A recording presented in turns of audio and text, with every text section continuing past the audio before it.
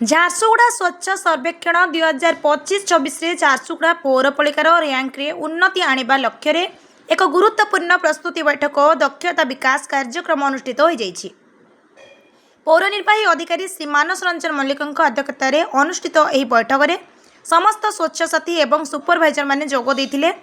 ସହରକୁ ଅଳିଆମୁକ୍ତ କରିବା ସହ ସ୍ୱଚ୍ଛତା ମାପଦଣ୍ଡର ଶ୍ରେଷ୍ଠ ପ୍ରଦର୍ଶନ କରିବା ପାଇଁ ଏଥିରେ ବିସ୍ତୃତ ରୋଡ୍ ମ୍ୟାପ୍ ପ୍ରସ୍ତୁତ କରାଯାଇଛି। ଏହି ଅବସରରେ ଶ୍ରୀ ମଲ୍ଲିକ ଘରକୁ ଘର ବୁଲି ଅଳିଆ ସଂଗ୍ରହ ଏବଂ ଉତ୍ସସ୍ଥଳରେ ହିଁ ଓଦା ଓ ଶୁଖିଲା ଅଳିଆ ପୃଥକୀକରଣ ଉପରେ ସର୍ବାଧିକ ଗୁରୁତ୍ୱ ଦେଇଥିଲେ।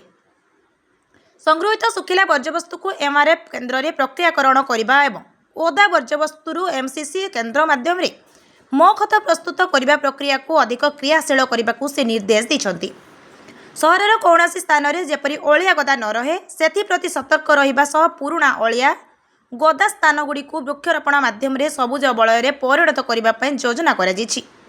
ବୈଠକରେ ସହରର ମୁଖ୍ୟ ରାସ୍ତା, ଗଳି ଏବଂ ଘର ପଛପଟେ ଅଞ୍ଚଳର ପରିଷ୍କାର ପରିଚ୍ଛନ୍ନତା ବଜାୟ ରଖିବା ପାଇଁ ଜନସାଧାରଣଙ୍କ ସହଭାଗିତା ଉପରେ ଆଲୋଚନା ହୋଇଥିଲା।